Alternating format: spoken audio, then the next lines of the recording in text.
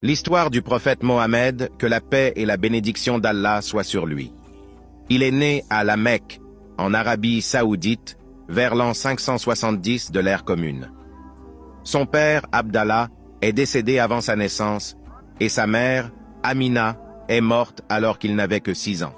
Après la mort de ses parents, il a été élevé par son grand-père et plus tard par son oncle. Mohammed, paix et bénédiction d'Allah sur lui, a passé une grande partie de sa jeunesse à travailler comme commerçant et caravanier.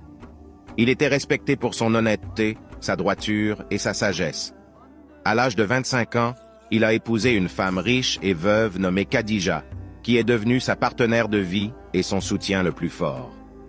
Ils ont eu plusieurs enfants ensemble, mais seul leur fils Fatima a survécu jusqu'à l'âge adulte. À l'âge de 40 ans, alors qu'il se retirait pour méditer dans une grotte du mont Hira, Mohammed a reçu sa première révélation divine. L'archange Gabriel lui est apparu et lui a transmis les paroles d'Allah, Dieu.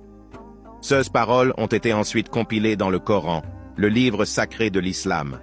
La première révélation a marqué le début de sa mission prophétique. Mohammed, paix et bénédiction d'Allah sur lui, a commencé à prêcher la parole d'Allah à la Mecque. Mais il a rencontré une opposition considérable de la part des polythéistes qui dominaient la région à l'époque.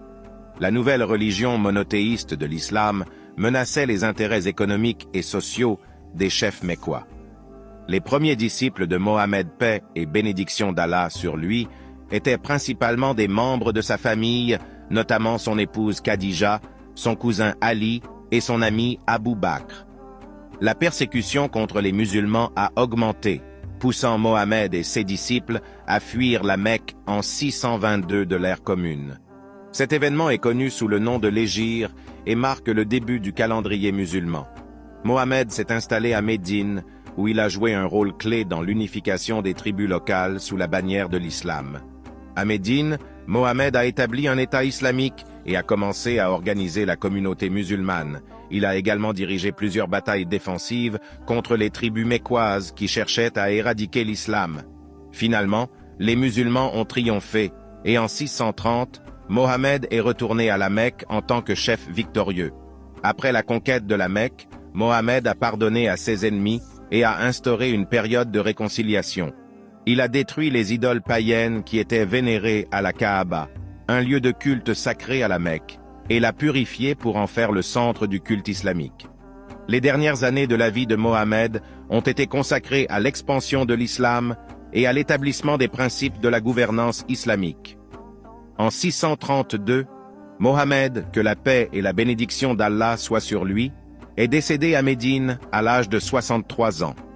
Sa mort a créé une grande tristesse parmi ses disciples, mais ses enseignements et sa mission se sont perpétués à travers le Coran et la tradition prophétique, appelée la Sunna. La vie de Mohammed a laissé un impact durable sur le monde. L'islam est devenu l'une des religions les plus répandues, avec des millions de fidèles à travers le monde. Mohammed est par le dernier et le plus important des prophètes envoyés par Allah pour guider l'humanité vers la vérité et la droiture. Son exemple et ses enseignements continuent de servir de source d'inspiration et de guidance pour les musulmans du monde entier.